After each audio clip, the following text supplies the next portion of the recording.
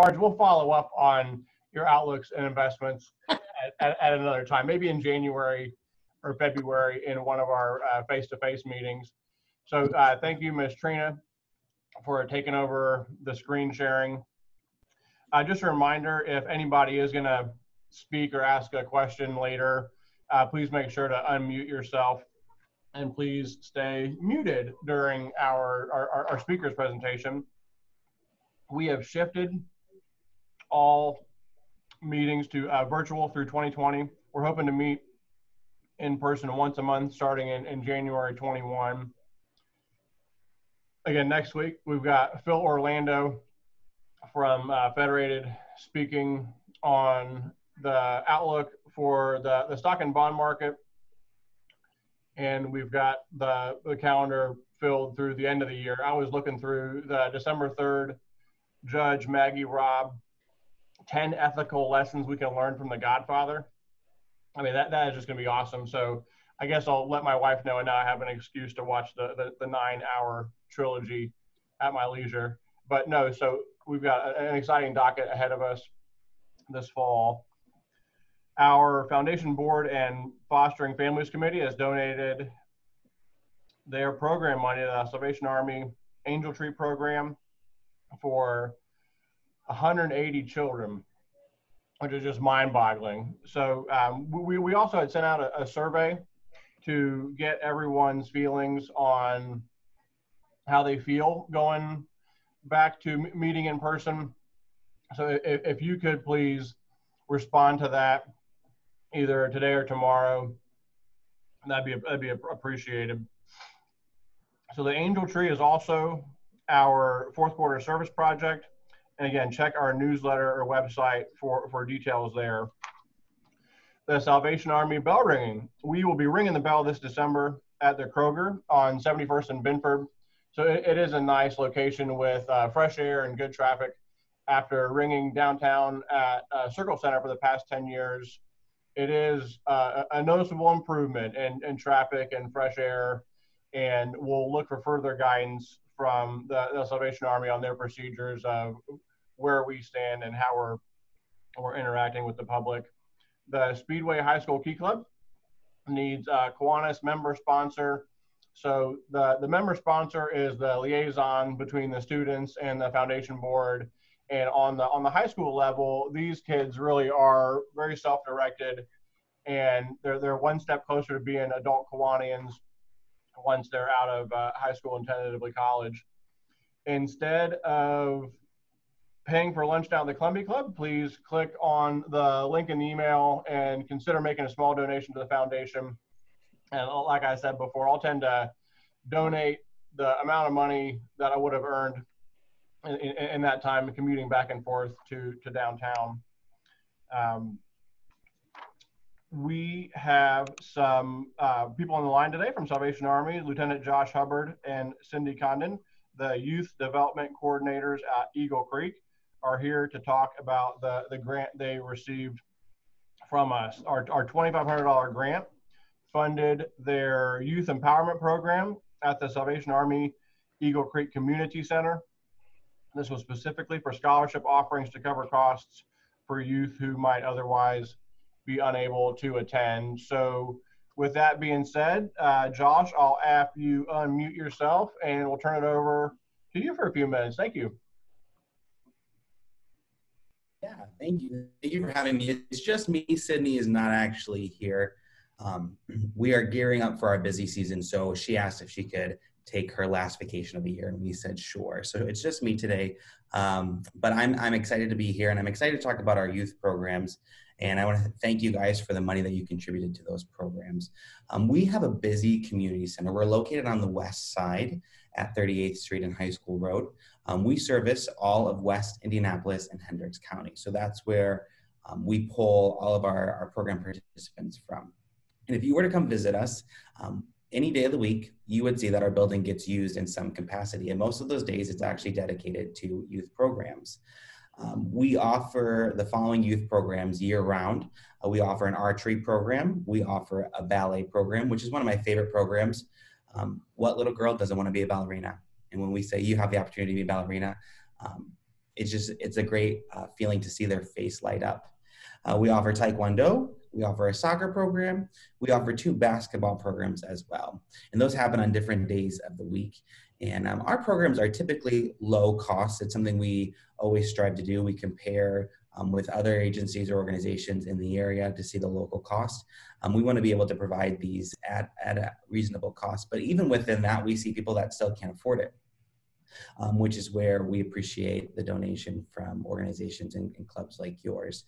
So we have been implementing your money in these programs. It actually started earlier this year before we went into lockdown with our soccer program. We were able to provide scholarships with that program.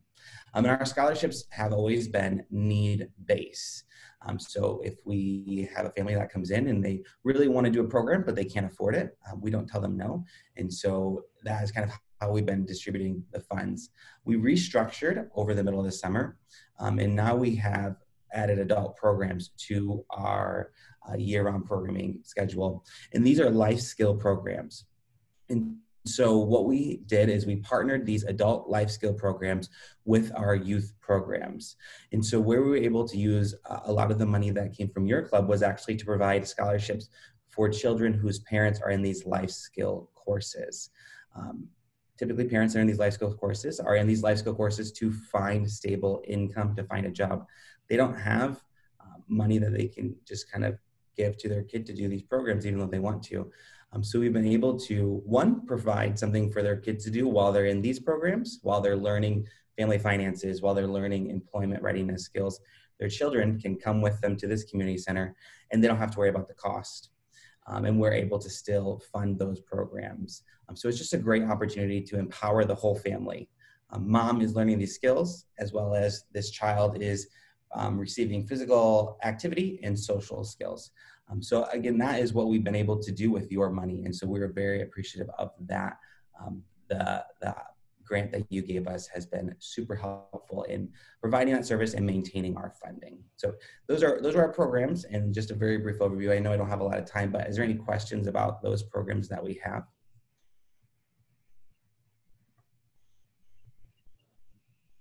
I'm waiting for someone to raise their hand. No, certainly, Josh. Thanks for your time, man.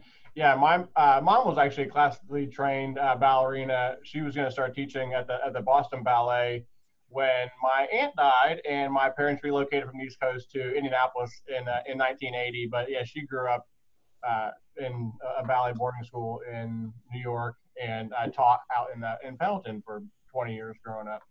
But no, so we will pass it over to Max, who is going to introduce today's speakers. Thanks, Eric. Hello, everyone. I have the great opportunity to introduce our speakers, Christina and Carol, today. And by the flip of a coin, Christina is going to go first since we have 2. But Christina Fugate chairs Ice Miller's franchise and distribution team. She advises entrepreneurs and emerging franchisors in determining whether franchising is the right model to grow and maintain their brands, and whether they're ready to franchise or not.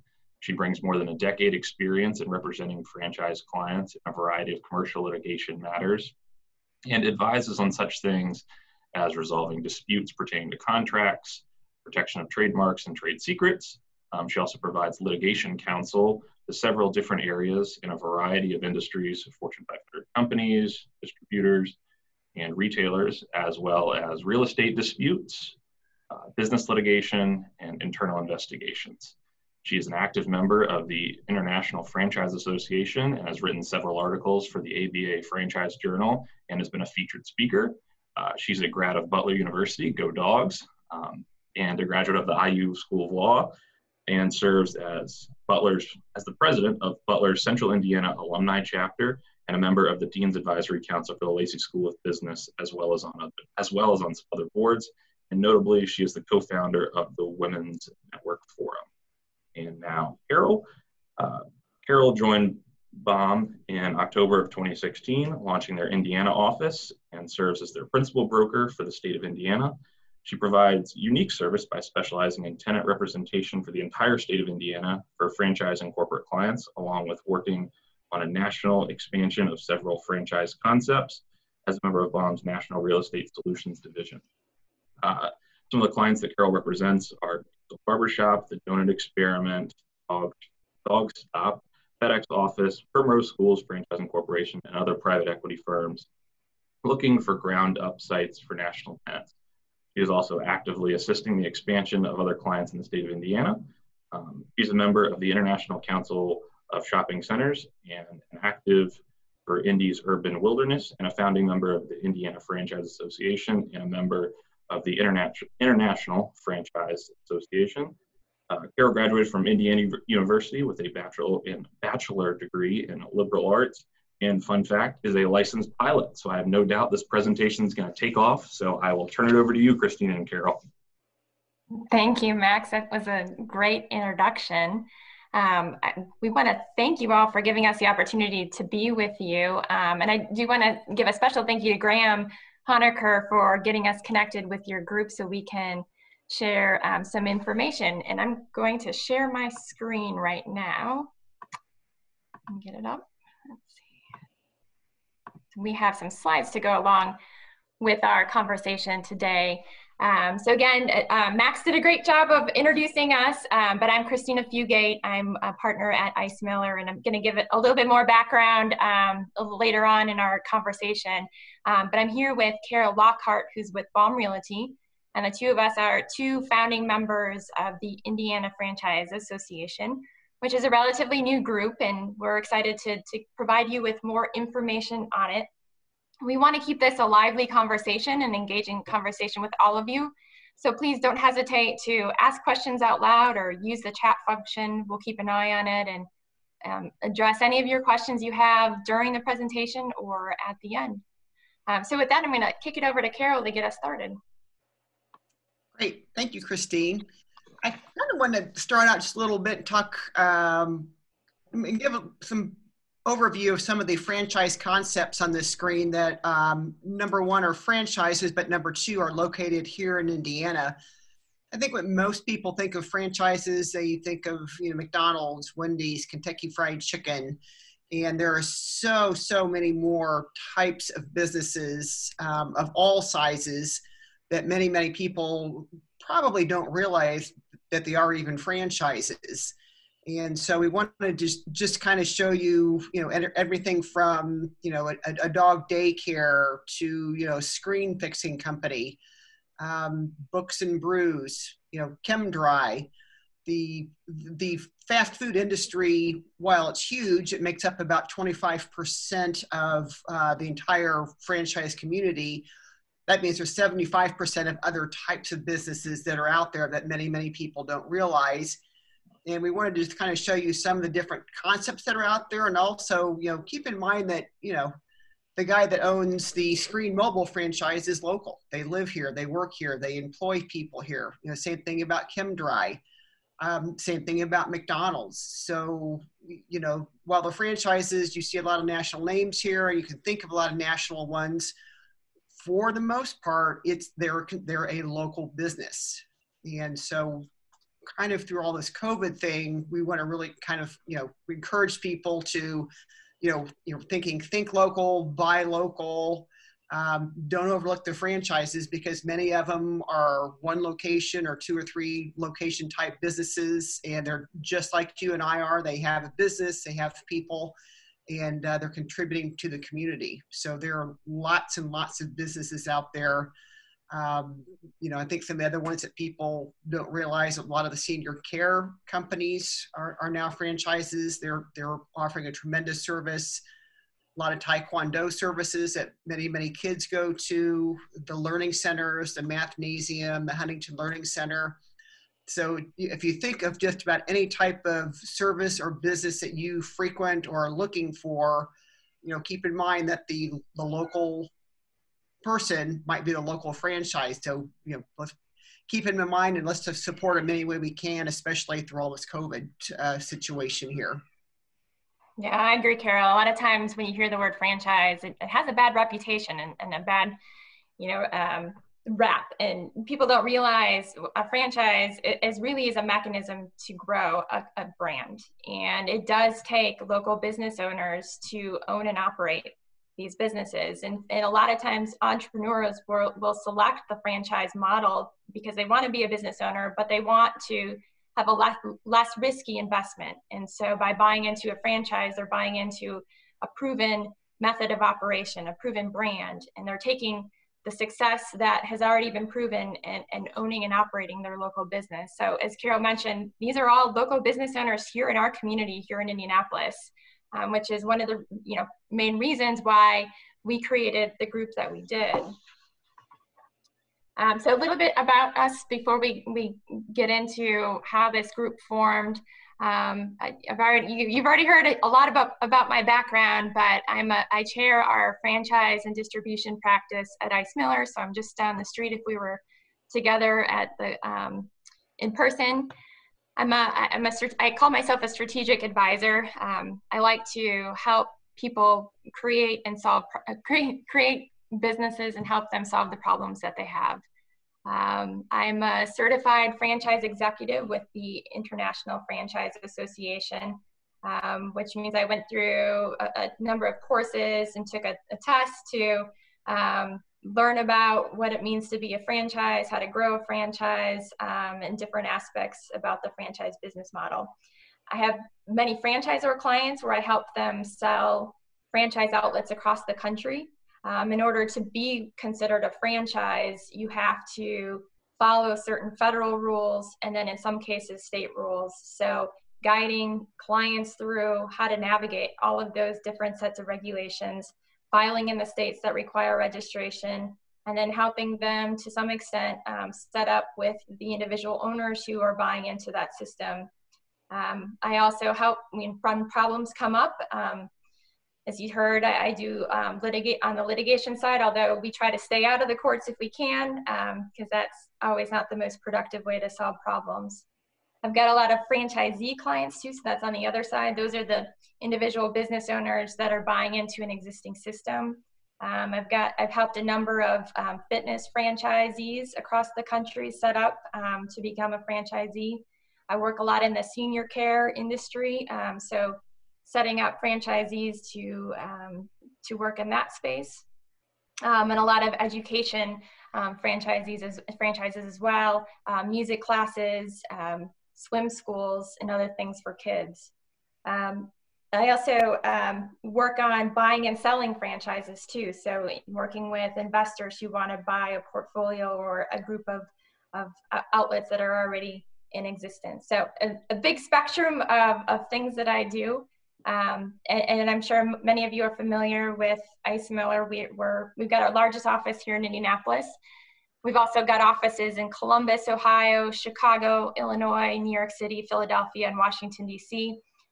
We have a full service of things that we can do, which is really helpful in our franchise team, because if our client has a tax problem, we can help there, or if there's a real estate problem. So we've got people that can address issues that come up as in everyone's business. Carol, I'll turn it over to you.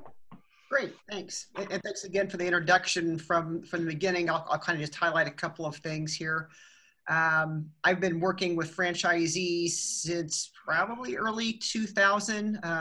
One of my first jobs out of college, I accidentally stumbled into a job, and they actually became a franchise consultant long before people like Christina were doing things the appropriate way.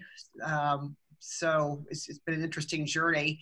I typically work with what we call emerging franchisees, and these are franchise systems, franchisors that have had a successful business. They've worked with somebody like Christina to get registered.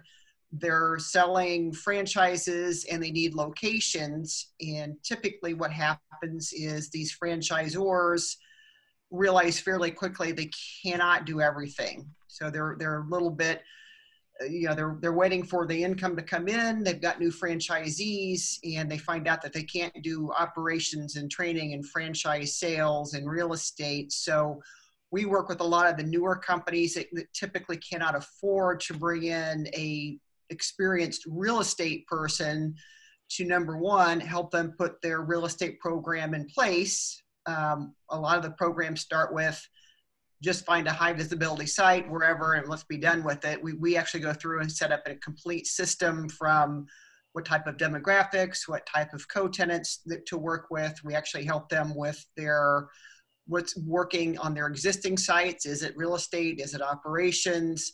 We take all the information, we put it together into a package of information. So when they get a franchisee in Daytona, Florida, we can take that information, work with somebody locally on their behalf, and basically sift through all of the locations that won't work and very quickly identify locations that do work. But then also, if it's a newer concept, a lot of time a landlord says, oh, I've never heard of this person. Why do I want to do business with them? We actually go as far as to put part of our program together with the real estate as to why the landlord's going to want to work with this franchisee. So we're taking over a role that a franchise system likely cannot afford somebody full-time in-house. We're an outsourced resource for them. And we take their franchisee from almost the moment they come on board, almost through lease execution, helping them with, all the things internal. Where can I get, a builder? Will this site be wide enough? Do I get a pylon sign? We work with them through all those parts of the site selection process, so the franchisor can concentrate on operations and training. Some of the concepts we've worked with smaller concepts such as Scott and Molly's, a small boutique that we took from 0 locations to almost 60. We've worked with large concepts such as Jamba Juice. We've actually done some outsourced work for McDonald's. So we've kind of all over the spectrum, but our main bread and butter and what we do best is working with the emerging concepts that just don't have the budget and the background or the knowledge to implement a franchise program. So that's kind of how we kind of fit in. We start after Christina's got them all launched, ready to go. We fit in after that part. Yeah. And Carol and I, we work well together in that regard. So why are we here today? Why are we talking about the association and how did it come about? So I've got on this slide a couple of statistics that PwC put together. They're a little outdated, but it still will give you a sense of what we're talking about. So as of 2016, there are more than 18,000 outlets, and that could be a location, it could be just an individual business, but 18,000 franchise locations in Indiana. And that equates to over 200,000 jobs, which at that time was over 10% of the total of Indiana's total employment. So as you can see, the franchise business model does include a lot of Indiana. A lot of the businesses in Indiana have grown through the franchise model. So interesting, in early 2018, I attended the International Franchise Association convention. It was in Phoenix, Arizona that year. And on the second day of the event, I sat down at a networking lunch at a table and started having a conversation with the woman next to me. Well, it turned out this woman was from Carmel, Indiana, and she lived less than a mile from my house. So we, of 8,000 people at this convention, who, what were the chances that I was sitting next to someone from Carmel who lived, less than a mile from where my house was? And so, from that point, I was going to more and more of these events, and I was running into more and more people from Indiana. In 2017 and 2018, I spent a lot of time trying to build our Chicago team and adding some of our Chicago colleagues in the franchise team. And so I attended a lot of the Northern Illinois Franchise Association events. And each time I went to one of their monthly events, I met more and more people from Indiana, from Indianapolis. And I thought to myself, why is everyone traveling all over the country to go to these events where we could have something local that offers similar services, offers similar type events, that we can all help each other, and we don't have to travel to Arizona, to Chicago, to meet each other and to learn the same things. So in early 2019, Carol and a group of us got together and decided, let's see what would happen if we put an event together and marketed it to our contacts that were involved in the franchise transaction or franchise world in one way or another. It could be a franchisor, which is the company that owns the brand, could be the franchisee, so the individual business owner.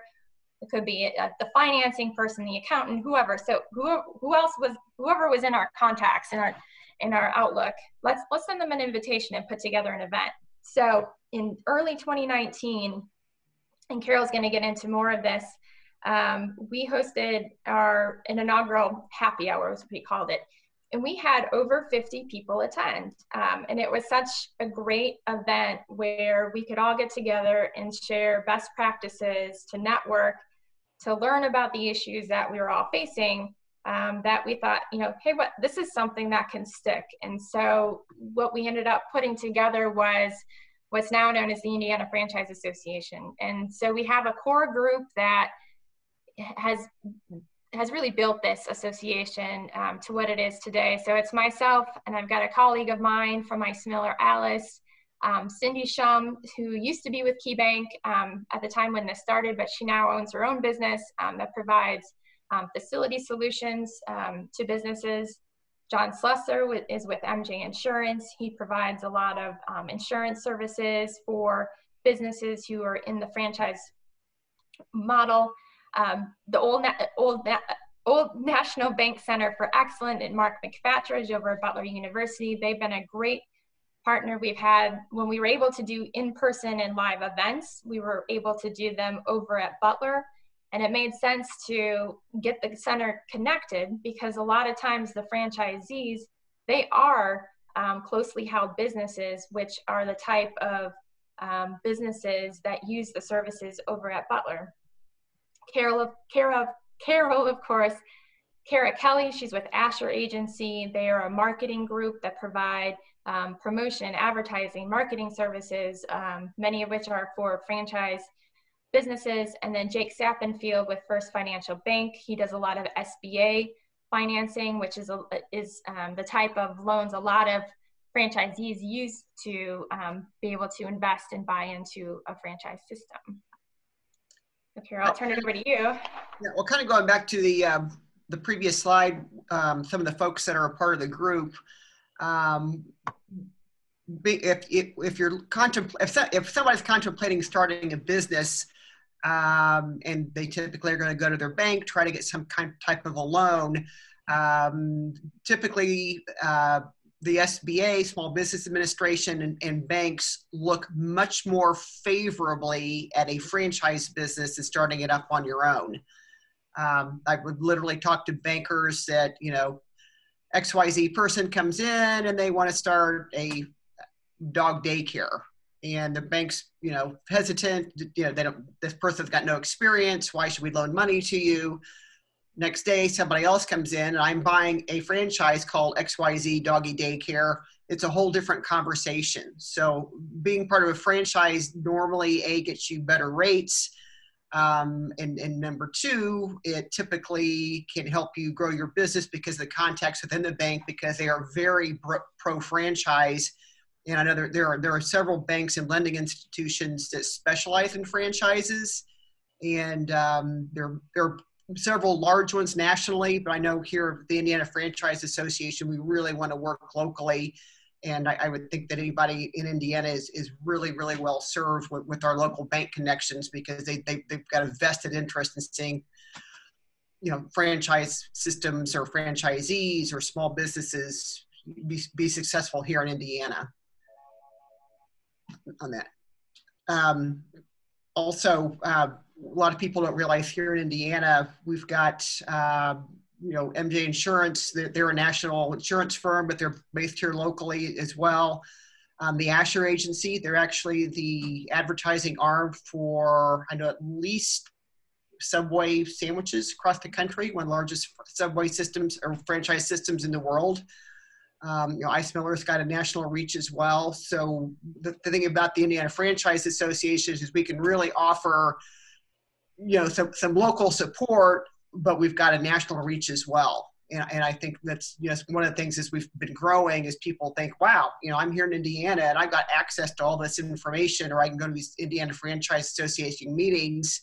and I can sit down and talk to an ice miller or the Asher agency and have a drink and pick their brain and see what their ideas are. So that's kind of going back to what Christina said earlier is, she was at a conference in Phoenix and kept meeting people from, Indiana. So we're finding that this is really filling a niche. It's number one, very interesting. And number two, the businesses that we're in, but there is a lot of interest and a lot of businesses in the franchise realm that we're really getting out and can be helpful for.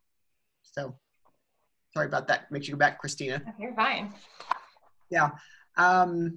We've had several events since we started out, and just like most people, we have shifted over to a virtual meetings, which at first were they seemed awkward. Now they're every day. We do them all the time.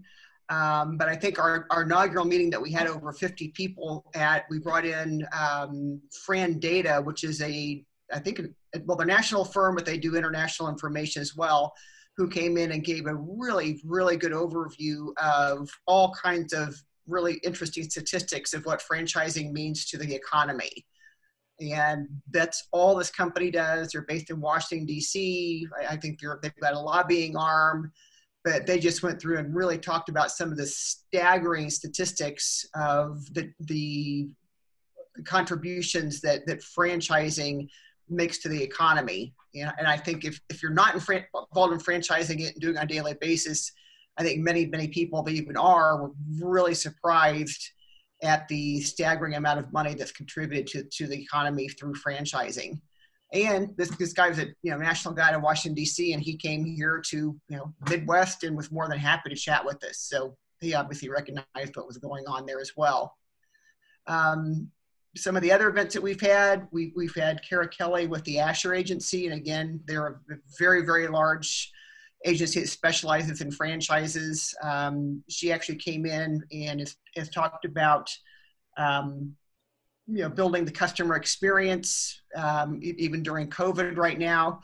And again, she's can't come in and really embrace the franchise association here locally. And, we all got the benefit of hearing from, this person that works nationally, that gave a ton of great information, things that were helpful, things that people can really implement in their business right now. So that's been really exciting to see how giving everybody is and really wanting to provide information and be helpful to everybody. It's not something that you have to be, a huge McDonald's franchisee. They're in the room with us and we can ask all kinds of questions, and they're very, very giving and wanting to help. Another one that we had was kind of thriving through COVID. And I think that's something that everybody has, is kind of wrestling with right now. And that's, how to not only stay in business, but to go through COVID. And as of right now, franchising as a whole is still expected to grow at about a 2% rate by the end of 2020, even through COVID, which I think is really interesting. There's a lot of interest in people wanting to get involved in franchising. Kind of as a result of COVID, many people are being downsized, or they've been in a big corporation and they're working at home and realize maybe they want to do something else. So franchise businesses and the interest in people becoming part of franchising has grown tremendously through the pandemic, and it's expected to grow even more next year as people start realizing, hey, I've got to go back to my office. Maybe I would prefer to work by myself or have my own business and have something to grow on my own. So I think we'll all be hearing more and more about, how people can start a business and start a franchise or become part of a franchise and be very, very successful doing that. We've also run in a speaker from another national company out of Florida. They do extremely detailed analytic information on sites. They literally have tons and tons and tons of information on finding a site and who's coming to your site. And when they were there, we had them use Hot Box Pizza, which is a local company that started here locally. They analyzed 3 of the Hot Box Pizza locations, and using the data, and a lot of this data comes from all of our cell phones, which is fascinating. And the lady that came was not from Indiana, no idea about Hot Box Pizza, and she went through and told us the characteristics that she was seeing of the 3 top performing stores, and how you can use those statistics and basically run that model in other cities and basically find very, very similar type of sites, and basically eliminating quite a bit of your guessing, is this going to work based on whatever. And I think probably, if Christina remembers, one of the funny stories she told, that one of the locations she'd gone through, and she goes, I don't know why this location does so well on Fridays to Saturdays from 11 to 1. Well, it was their Broad Ripple location that's, down by all the bars. So the information they had, and literally most of it comes from cell phones, and identified when their highest traffic was. It wasn't even looking at their sales, it was just customer traffic. And she was able to pinpoint, what was going on at that location. We all knew that, but it's just amazing the data they can get and can be utilized for helping people find great locations based upon the successes of their current locations. Yeah, that's great. And I see we've got some questions, and we are going to get to them. I just want to add one thing on this topic of some of our in-person events. We've been very fortunate to get some pretty, I would say, high caliber speakers. As Carol mentioned, we've had Fran Data come from Washington, D.C. At our first event. Our first event also had Gary Brackett, who many of you remember was a Super Bowl champion with the Colts. We've had the Indiana Small Business Development Corporation participate. Nicole Pence-Becker, who was previously with Fox 59, came and did an event. So we've had really great speakers that have come in and provided some really good information, who are all connected to the industry. But like many of you, and what you've now experienced with this group, we've had to pivot to a different format, and still trying to provide as information and resources to the group, but we've had to change how we provide that information. So now we've gone all virtual since March, but we haven't stopped.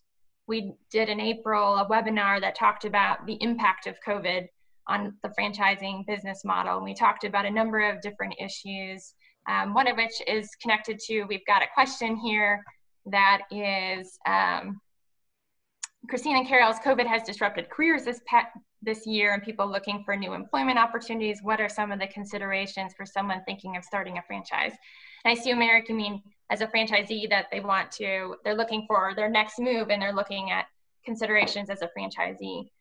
So that's a really great question. And I think COVID has actually provided some information for people to help make decisions on whether they want to buy into franchise systems.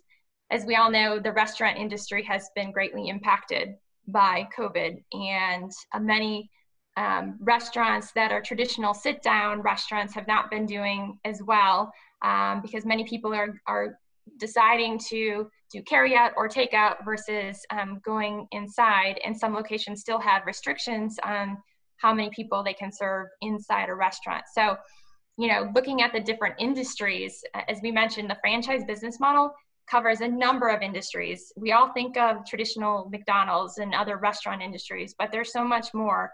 There's, I've got a client who offers a fractional CFO service, or a franchise business. So their franchisees are actually what they call fractional CFOs, and they go and find small to mid-sized businesses who are looking for CFO services, but they can't afford a full-time CFO position. And so that's an example of, I would say, a non-traditional franchise, but it's one that does grow through the franchise business model. Other things, we've seen an uptick in what I call the staycation industries. So those that are home-based, so your mosquito squad, your Molly maids, things that are homebound because people are staying home more. So COVID has looked to, the type of industry, what's succeeding. Another thing COVID has done is given people insight as to how the franchisor supports their franchisees. So how is the corporate, the brand, what are they doing to provide support to their franchisees? Are they helping negotiate the lease for their franchisee? Many franchisees that have brick and mortar spaces are struggling to pay rent. And is the franchisor helping on that front? Are they waiving royalty payments? Many franchisors take a cut or take a percentage of revenue that comes in the door each month. Are they waiving those royalties, or are they reducing them? So COVID can really get an insight as to how the franchisor, how the brand is dealing with some of these difficult issues. So there's a lot of considerations. If someone's looking to buy a franchise, what they're going to get by law is they get a franchise disclosure document, which provides a lot of information as to what the business entails and what you're getting into and what you're investing in. And so that provides you with a lot of information right there to help you evaluate. And, I'm happy to provide more information on that because I could talk for hours on that and the different information that's within each item. But, so feel free to contact me afterwards and we can have a separate conversation on that.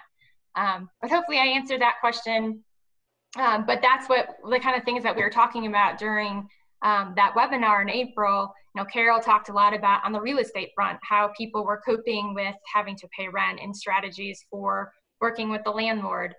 Cindy, who I had mentioned, bought a business and providing facility supply.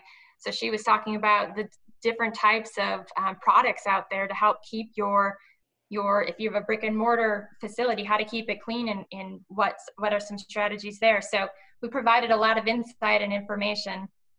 We partnered with Butler in June to have a general office hour through the old National Bank Center for Excellence. And beforehand, we sent out a survey to our distribution list and asked people to tell us, what do they want to hear about? What are the problems they're facing through COVID? And we had an open session where people came on and we just talked about, what are they facing? How, what solutions are out there?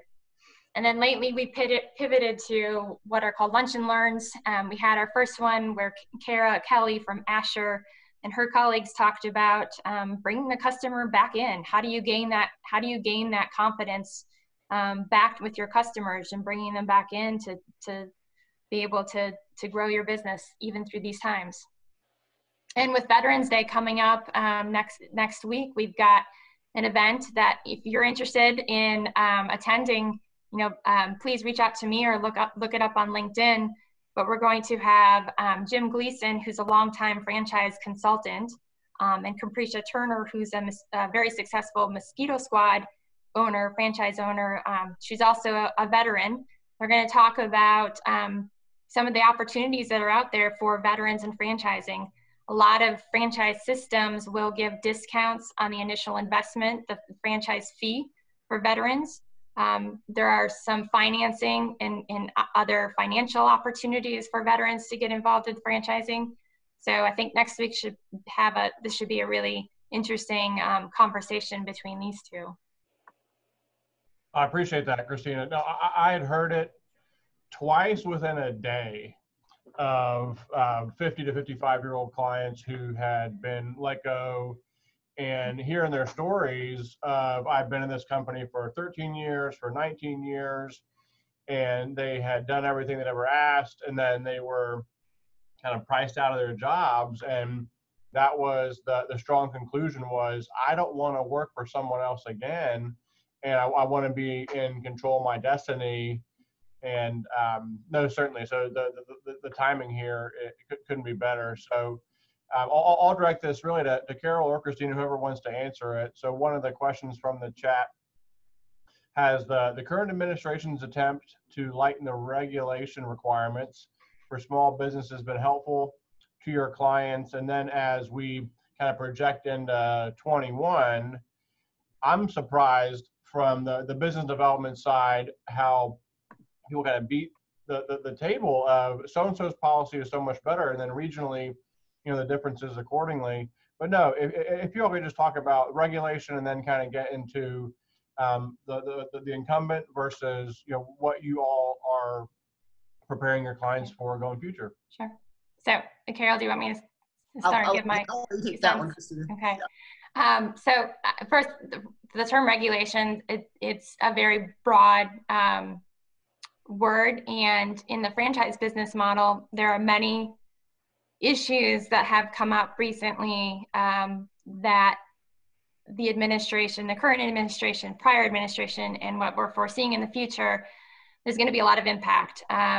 So one of the big and hot issues has been joint employment. I don't know if anyone has heard that word before, but joint employment is where so take your local, I always use McDonald's. So take your local McDonald's. So that is really an individual, a local business owner who owns that. And so the employees that work at your McDonald's down the street are employees of that individual business owner. But the employees don't always think that they're employed by that local business owner. They think they're employed by McDonald's. And so when something happens, or if they complain about wage and hour, or if they have any other issues that come up at work, they're going to look to McDonald's and blame their problems at McDonald's, not on the individual business owner. And so during the Obama administration, the Department of Labor decided some decisions that were not so favorable for the franchisor, and it made it easier for the employees to hold the franchisor, the brand, responsible for the employment issues that come up at the local business. And the Trump then rolled it back, and we had some more favorable decisions there. So that's one issue that is really kind of scrutinized, and that could be something that could change, and it keeps evolving, and there's different decisions that come out with the Department of Labor. But that, I would say, joint employer is one big issue.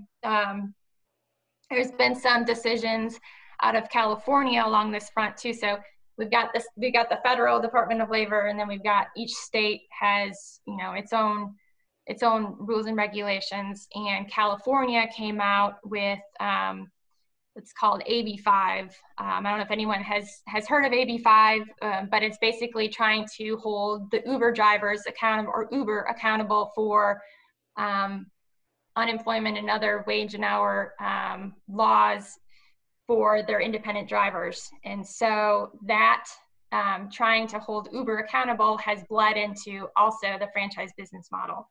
So there is a big concern that this AB5 in California could escalate across the country and affect other states and maybe even the country. And it'll be interesting to see how that all shapes up and what we see down the road, and how that actually affects other traditional franchises.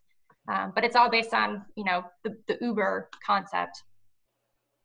So we've got that as well. I mean, I could go on and on. There's a federal franchise rule, and actually there's a workshop next week that the federal government's looking at changing the federal franchise rule. And so it's interesting. They haven't released what their intention is in changing it. That's all going to be discussed in a webinar next week. So I'll be interested to see what they say there. Again, I could go on. This is a little flavor of the things that are always popping up. I think there's an email daily from the International Franchise Association. They have a government briefing, so each day they've got something different that they're talking about, and it's all you can access it actually if you go on their website. They also have a comparison right now, taking both administrations, the Trump and Biden administration, and comparing them as to their different viewpoints on a lot of issues that affect the franchise industry. So you could see where some of them are trending and how it could potentially affect the franchise business model. Yeah, I feel like that was more of like a 20-page question. So we can start a YouTube channel for that question, Christina. Thank you. Yeah. So Carol, just one question for you as a licensed pilot. My dad is a Navy aviator. So we have this contingent of clients who are pilots, retired pilots, veterans, and in the investment universe, we always like pilots because they understand risk, right? So risk to some people is your statements going up and down, or your bottom line going up and down. But for pilots, it's avoiding flying into a mountain, right? So Carol, if you could just kind of touch on a couple of things.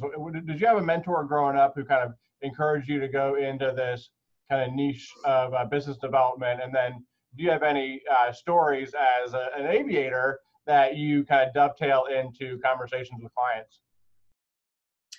I did not have a specific mentor. I like working with people. And so the real estate business really works well working with people with the franchise systems, because 99% of the people I work with, they don't do real estate. And it's, you know, it's not like buying a house where you can go online and find, you know, on these 3 streets, 14 houses that meet, you know, 3 bedrooms, 2 baths, and everything else. So I really enjoy working with people. I really enjoy helping them find the right site for their specific concept that they're working with.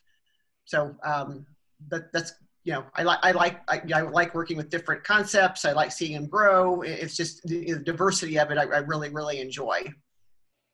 And then what was the second one about aviation? Oh, being risk adverse. So do you have any kind of just quick stories on how you relate your background in you know, flying airplanes into a venture that a new entrepreneur might be going down in starting a franchise of their own? I kind of tell them start out from the what I call the 10,000 foot view. You know, kind of picture yourself flying over. You're at 10,000 feet. And, you know, don't zoom in, you know, be very careful before you zoom in and make your final decision. So I kind of use the term 10,000 view a lot. And for me, I know what a 10,000 foot view is, but yeah. And then being risk adverse, my goal in life is never to be written up in the back of the aviation magazine where it starts out, I wish I hadn't done that, until all these people that do really risky things or things they shouldn't have done. So my goal of flying the last 20 years is I don't want to be in that magazine, which doesn't relate to franchising, but that's one magazine I want to avoid. No, yeah, that's funny. Yeah, when I was in the restaurant business, don't blank it up was what you wanted to avoid at all costs. So, you know, 70-hour weeks with the back of your mind. Don't blank it up, Eric. So thanks again so much for your time today. I am going to turn it over to Josh Huppard just for 1 second. And he actually just signed off. I know that Salvation Army is still looking for volunteers in December in Fountain Square for Angel Tree. So please look at Salvation Army's website if you are interested volunteering, receiving presents related to Angel Tree. A donation will be made in both your names to Project 44, an Indianapolis-based nonprofit created to raise awareness of the National Bone Marrow Donor Registry. Christina, have you heard of this organization? Project 44? Maybe. Would you mind just giving us a little update on Project 44? Yes, absolutely. That was a joke. But yes, it's a great organization. So I am on the board along with Graham of Project 44. It is an organization that was started by Samantha Smith, who many of you may have seen her speak at a Kiwanis lunch. I think it's been a couple of years now since that happened. But it is in honor of her late husband, Andrew Smith, who made it a mission to save 44 lives through the bone marrow registry. And so the mission of it is really to provide education and to encourage people to sign up for the bone marrow registry. And it became a 501c3 in 2019, an official 501c3, and has continued strong since then. We're in the works of hopefully planning a year-end fun event, virtual event that will hopefully kick off soon. And there's some legislative efforts too that we're working on as an organization as well. We feel fortunate to have some great partners along the way with Project 44. Butler, for example, has been a great partner providing some great support to the organization. Very timely answer with 12:59 and 30 seconds. So it's nice having both of the board of directors of Project 44 on the line today. And that was an emotional presentation a couple of years back. So Eric, I'm probably going to get fined for this, and I'm breaking Kiwanis code, but my new book, proceeds from it, portion will go to Project 44. I'm going to send the link out to order that. Again, you can find me, but I wanted to make that known, and Christina has been a great partner with Project 44. I ordered my book yesterday. No, sorry. Yeah, I bought 8 copies of Graham's book today. So, Graham, I'll be by your house for your autograph to sign them all, and I'll sell them on eBay at 3 times the price right now. I'm just kidding. So please join us next week, November 12th, with Phil Orlando for our stock market update. Have a great rest of your week. Thank you, everyone. Thank you.